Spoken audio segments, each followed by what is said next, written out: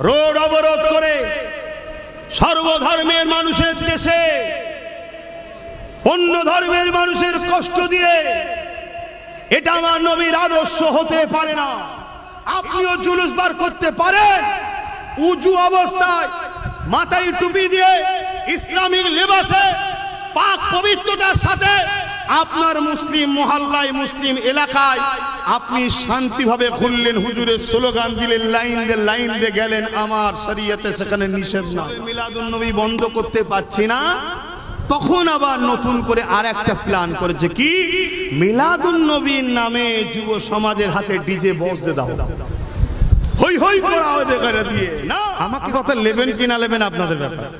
উজু হালে গালে যেন কোনো তাম্বাকু গুটকা না থাকে এবং রাস্তার মানুষ পথচারী মানুষের কোনো অসুবিধা না হয়।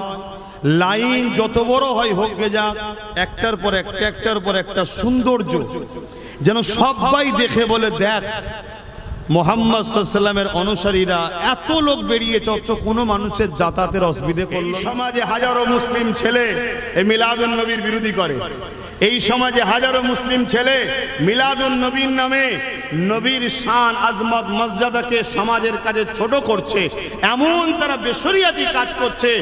সমাজে আমার নবীর মেসেজটা উলামা দাবি করে, ইমাম দাবি করে, পীর দাবি করে, পীরজাদা দাবি করে জলসায় উঠছো, মসজিদের মেম্বারে দাঁড়াচ্ছ, তোমারও তো উচিত নেতাকে চিনাও।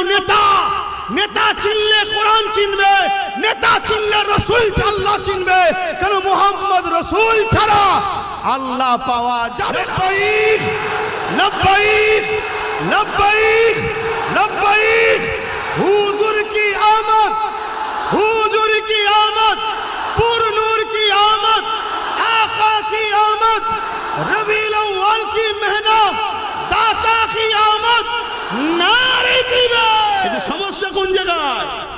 কিন্তু না, নবী ভুলাতে হবে, নবী ভোলাতে হবে।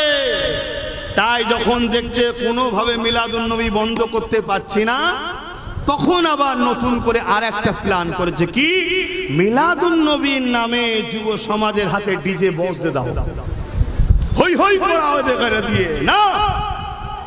রোড অবরোধ করে সর্বধর্মের মানুষের দেশে অন্য ধর্মের মানুষের কষ্ট দিয়ে এটা আমার নবীর আদর্শ হতে পারে না।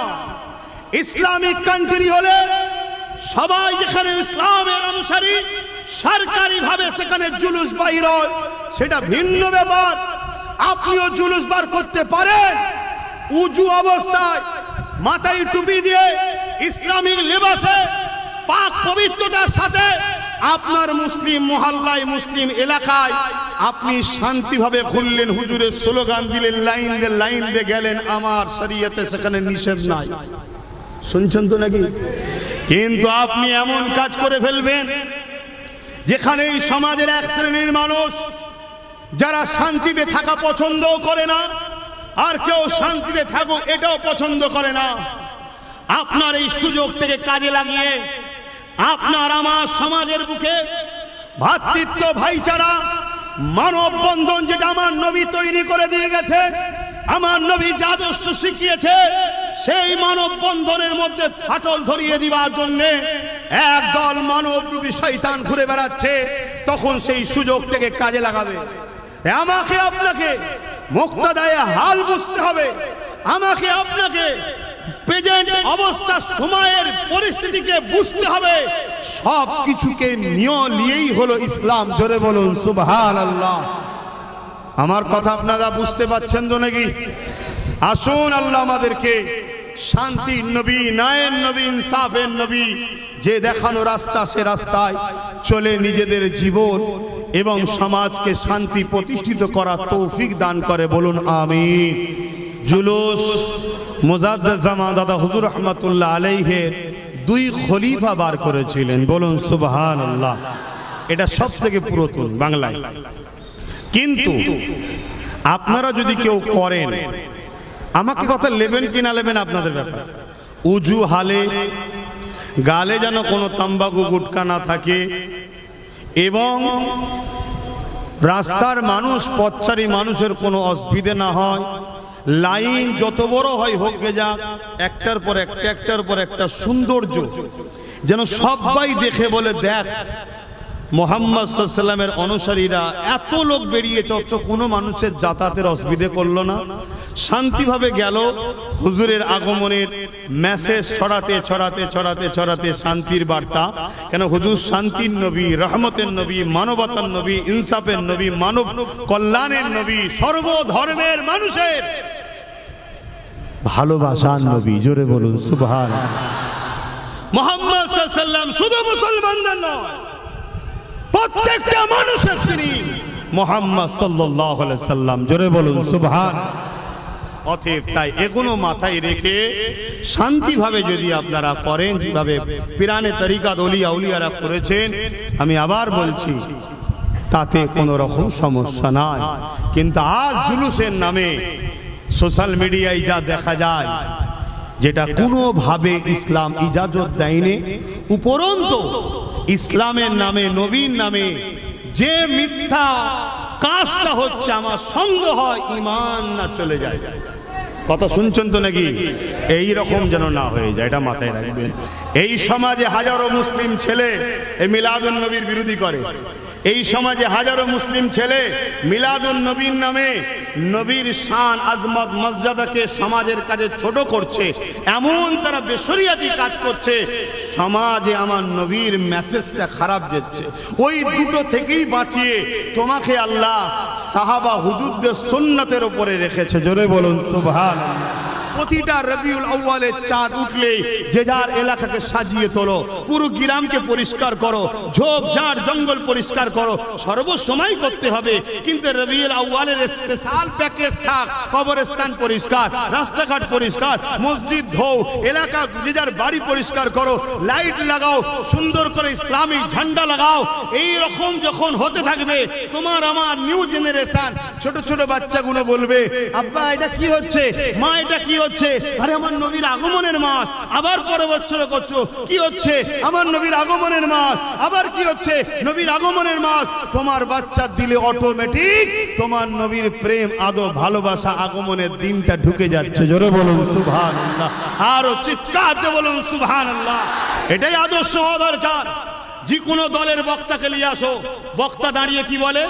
তার দলের নেতার প্রচার করে, আমার নেতা এই করেছে, আমার নেতা এই করেছে, আমার নেতা ব্রিজ করেছে, আমার নেতা প্লেন করেছে, আমার নেতা এই করেছে। হয়তো সব ঝেড়ে বিক্রি করে দিয়েছে, তারপরেও প্রচার করে না করে না? কেন করে? যাতে সামনে ওলাগুলো আমার নেতাকে প্রেম করে। তো সবাই নেতা নেতা নেতা নেতা, আর উম্মতে মুহাম্মাদি দাবি করে, উলামা দাবি করে, ইমাম দাবি করে, পীর দাবি করে, পীরজাদা দাবি করে।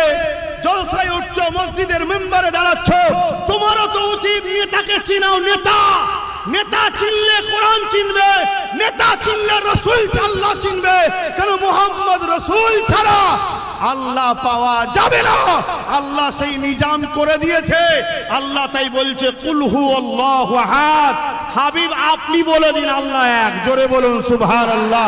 আল্লাহ তো ডাইরেক্ট বলতে পারতো হুয়াল্লাহু আহাদ, আল্লাহ তিনি যিনি এক। না, আপনি বলুন কুল হুয়াল্লাহু আহাদ, আপনি বলুন আল্লাহ এক। আপনার মুখে আমার প্রচার হবে, আপনার মুখের প্রচারে যে আমায় মানবে সেই হলো প্রকৃত তাওহীদবাদী, তাকে আমি লব, বাকি সব বাদ। কথা মাথায় ঢুকছে না লোকের? আকীদা ঠিক করে নিন। বড় কাবলাম কুল, হাবিব আপনি বলুন। এটা তাওহীদ নয়, এটা রিসালাত। এটা কি রিসালাত? বুঝুন তো, এটা তো ওয়াজি আপনাদেরকে শোনাই নাই, আপনাদেরকে শুধু ফাজাইল শেখাচ্ছে। এটা করলে এই ফজিলত, ওটা করলে ওই ফজিলত, এটা করলে এই ফজিলত, ওটা করলে ওই ফজিলত। মসজিদ আমার ধর্মের পেহচান, তাই তো নাকি? আমাদের ইবাদতগাহ। যেমন হিন্দু ভাইদের তাদের ধর্মস্থান আছে, খ্রিস্টানদের আছে, শিখ, পাঞ্জাবি, বৌদ্ধ ধর্মের সবার কাছে তার ধর্মস্থান, তার ইবাদতগাহ তার কাছে প্রিয়। ঠিক না বেঠিক? তাই আমি অন্য ধর্মের কোন ধর্মস্থানের উপরে কোনো আঘাত দিয়ে কথা বলা আমার ইসলাম আমাকে ইজাজত দেয় নাই। কেন? এটা তার আস্থা, তার ভালোবাসা তার কাছে। ভুল ঠিক জবাব তো একজনই নেবে, আমি কে? তিনি স্রষ্টা, তিনি নেবে। ঠিক ইসলামের ইবাদতগাহ হলো মসজিদ, মাদ্রাসা হলো মানুষ তৈরি করার কারখানা। স্কুল কিন্তু পেটের উপকারের জন্য শিক্ষা দিবার সেন্টার। এই ভালো মানুষ মাদ্রাসায় কি শিক্ষা দেওয়া হয়? মা বাপের প্রেম, মা বাপের আদর, বড়দের সম্মান, ছোটদের সম্মান, কাউকে ধোকা দিও না, চিটিংবাজি করো না, ফট করো না, আমানত খেয়ানত করো না, হাতটাকে নিজের দেশ ও দেশের সার্বভৌমত্বকে ভালোবাসো, বাঁচাবার জন্য জান লাগলে জানটাও দিয়ে দাও, এই শিক্ষা দেওয়া হয়।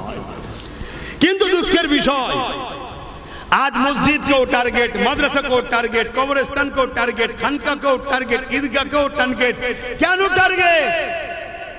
इस्लामेर पहचान के मिटाते चाय, इस्लामेर कोनो परिचय अस्तित्व के राखते चाय ना, इरा इस्लाम के मिटाते चाइछे। তাহলে বলুন, কেউ যদি আমার মসজিদ, আমার মাদ্রাসা, আমার ঈদগাহ, আমার খানকা, আমার ইসলামের পহচানকে মিটাতে চায়, তাদের বিরুদ্ধে আমাদের লড়াই, বলা, প্রতিবাদ করার দরকার আছে না নাই? আওয়াজ আরো জোরে বলা আছে না নাই?